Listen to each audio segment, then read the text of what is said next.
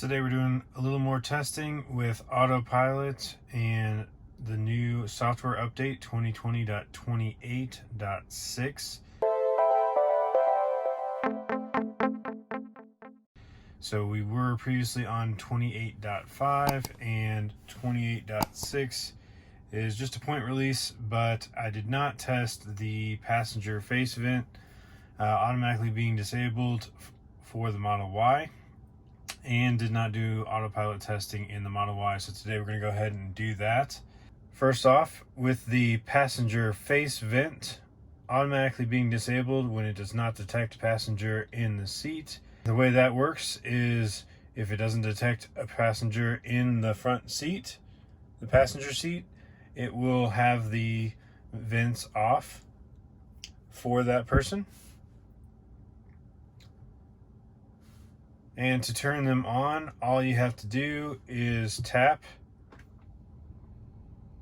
on the vents for the passenger and it'll turn them on. If you wanted to use that vent for yourself as the driver, of course you can help that directed towards you. So if you wanted air coming from a different direction, that may be helpful as well. I'm not sure how much energy it's going to save to not have the vent on the passenger side for the Model Y. Of course, this has also been a feature for the rear vents. So the rear vents in the Model 3 and Model Y will be off if there is not a person detected in the rear seat. With that, you can just tap this button and it turns the rear vents on, or you can turn them off. Now with the passenger front seat, you can turn it on like that, but I think to turn it off, you have to turn off the AC entirely and then turn it back on. I don't see any other icon or way to turn off the passenger vents if for whatever reason you had accidentally turned it on and wanted to go ahead and turn it off. Maybe if we turn it on, no. It's really just if you turn it off and then turn it back on, the passenger vent is again off. Pretty nice feature, and something that they did not add to the Model 3, so it must be a technical difference between the Model 3 and the Model Y, an improvement that they only made to the Model Y. And it'd be nice to see stuff like that come to the Model 3. I'm assuming that they will make improvements like that to the Model 3 in the future, but my Model 3 built in 2019 does not have that functionality.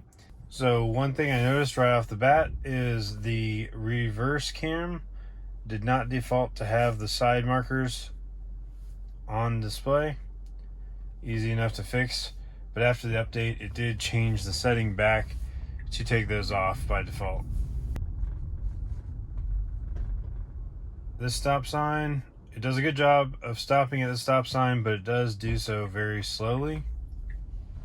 So again, traffic light and stop sign control does work in the neighborhood without auto steer enabled.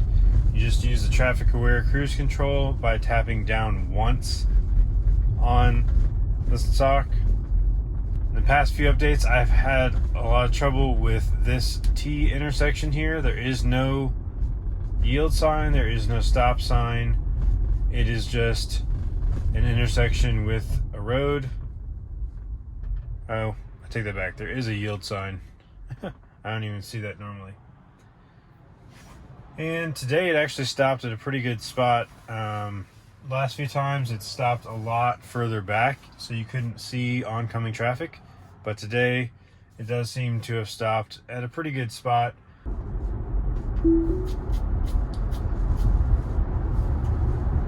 And the 5 over speed limit on autopilot is back, as we mentioned in the previous update video. Definitely a welcome improvement, and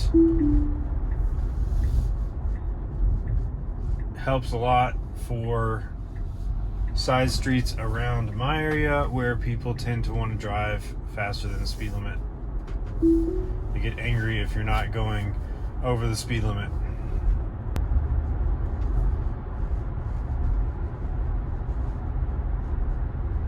Still have to confirm to go through intersections on green lights if there is not a lead car. So I'm going to turn on autopilot on this small windy road. It is 35 mile per hour zone. I'm going to set it for 40, and we're going to see how it does through these curves, what speed it takes it at. So it's slowing it down to 30 miles per hour to take that curve. Very nice and smooth. It's very comfortable speed, but of course the person behind me feels like they need to go a little bit faster than that. So he passed me. Not unexpected. We could go a little bit faster, I think.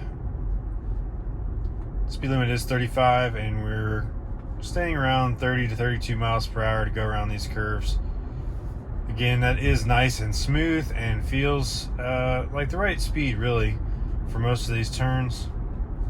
Maybe a little bit on the slow side, but autopilot has gotten much better over the past few updates about slowing down for curves and taking them as smoothly as possible. Very rarely now does it try to go into a turn at a higher speed than it should and ends up going over the line or slamming on the brakes abruptly to try to stay within the lines. So that's been a great improvement over time for autopilot, that it works a lot better for turns. Alright, so up here we have the roundabout that we tested earlier with the Model 3. We're going to see how the Model Y does. Here's a roundabout sign, and the roundabout indicator shows up on the display, just as it did with the Model 3. So it's stopping for the intersection. I'm going to proceed, and it says it's not available. So it just immediately turned it off. So it still looks like roundabouts or traffic circles are not supported in software version 2020.28.6. But I'm going to go ahead and, well, approach this from another angle. So we were able to get it engaged just in time for it to stop. And now we're going to see how it goes around the circle. Very confused. It didn't know that it needed to stay to the left there at all.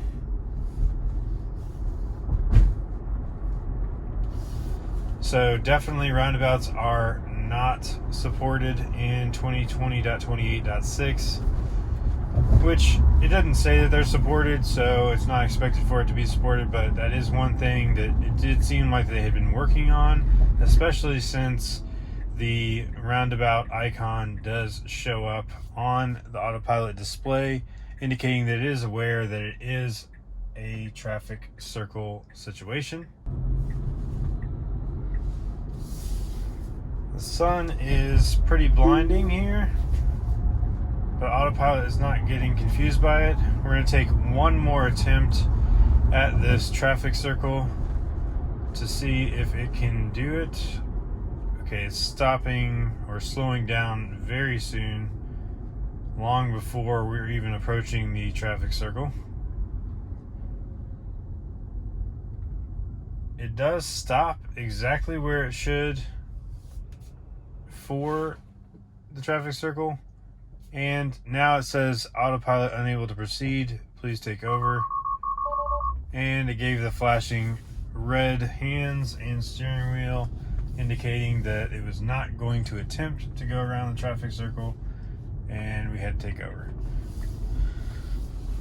So not surprising that it does not handle traffic circles or roundabouts at this time. Definitely an update that we'd like to see soon.